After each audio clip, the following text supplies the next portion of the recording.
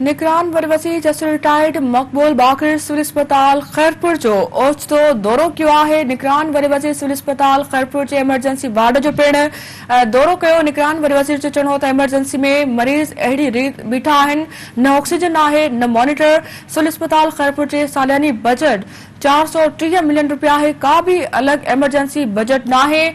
निगरान वरी वज़ीर मकबूल बाकर हेठ फर्श ते पयल मशीनुनि जो मुआयनो पिण कयो। निगरान वरी वज़ीर जो चवणो त समूरियूं मशीनूं गंदगी ऐं ख़राब हालत में पयल आहिनि। अवां खे नाज़रीन अपडेट कयूं पिया अहम ख़बर खां त निगरान वरी वज़ीर जसर रिटायर्ड मकबूल बाकर सिविल अस्पताल खैरपुर जो ओचितो दौरो कियो आहे। निगरान वरी वज़ीर सिविल अस्पताल खैरपुर जे एमरजेंसी वार्ड जो पिण दौरो कियो आहे। निगरान वरी वज़ीर जो चवणो त एमरजेंसी में मरीज़ अहिड़ी रीत बीठा आहिनि, न ऑक्सीजन आहे न मॉनिटर। सिविल अस्पताल खैरपुर जी सालियानी बजट 430 मिलियन रुपया आहे, का भी अलग एमरजेंसी बजट न आहे।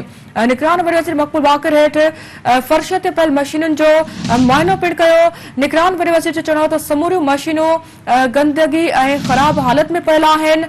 अवां खे नाज़रीन अहम ख़बर ॾींदा हलूं। निगरान वरी वज़ीर जसर रिटायर्ड मकबूल बाकर सिविल अस्पताल खैरपुर जो ओचितो दौरो कियो आहे। निगरान वरी वज़ीर सिविल अस्पताल खैरपुर जी एमरजेंसी वार्ड जो पिण मुआयनो कियो। निगरान वरी वज़ीर जो चवणो त एमरजेंसी में मरीज़ अहिड़ी रीत बीठा आहिनि त न ऑक्सीजन आहे न मॉनिटर। सिविल अस्पताल खैरपुर जी सालियानी बजट 430 मिलियन रुपया आहे, का भी अलग एमरजेंसी बजट न आहे।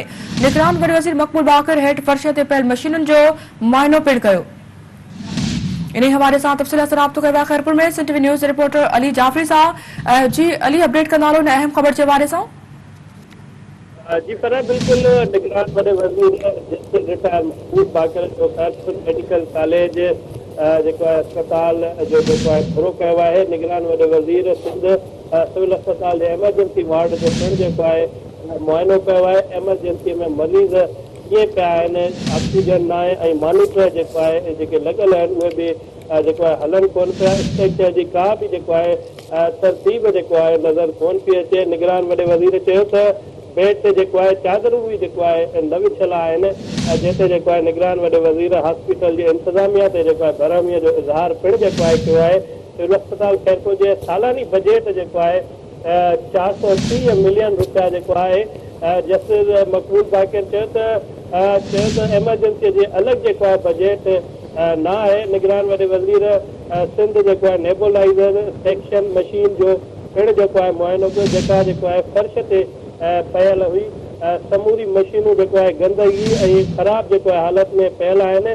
निगरान वॾे वज़ीर इन ते बि जेको आहे बरहमीअ जो पिण जेको आहे इज़हार कयो आहे। निगरान वॾे वज़ीर जस्टिस मकबूल बाकर सिंध जेको आहे ब्लड प्रेशर जो जेको आहे सामान चेक कयो, उहो बि जेको आहे नाक़िस जेको आहे पियल हुयो। MRI ऐं सिटी स्कैन मशीनूं अची वियूं आहिनि, पर टेक्नीशियन न पहुता आहिनि। निगरान वॾे वज़ीर सिंध जो जेको आहे कि हॉस्पिटल इंतिज़ामिया जेको आहे आगाही ॾिनी। एमरजेंसी जी सूरत में 3 जेको आहे मेल डॉक्टर मौजूदु आहिनि, जिते जेको आहे निगरान वॾे वज़ीर नोटिस वरितो आहे। 550 बिस्तरनि ते अस्पताल जेको आहे अक्सरियत जेको आहे डॉक्टर ड्यूटीअ ते जेको आहे न आहिनि। निगरान वॾे वज़ीर सिंध खे जेको आहे आगाही पिण जेको आहे अस्पताल इंतिज़ामिया पारां ॾिनी पई वञे। हवा में सहूलियत बदिरां जेको आहे एॾी वॾी अस्पताल तबाह करे रहिया आहियो। खैरपुर सिविल अस्पताल जे जेको आहे एक्सरे मशीन जो फिल्म यूनिट जेको आहे इंतिहाई गंदगीअ वारो जेको आहे नज़र पियो अचे। निगरान वॾे वज़ीर इन ते बि जेको आहे सख़्तु कावड़ जो पिण जेको आहे इज़हार कयो आहे। जी फरार। ठीक है अली जाफरी, वॾी महिरबानी अवाज़ हवाले सां अपडेट करण जे लाइ।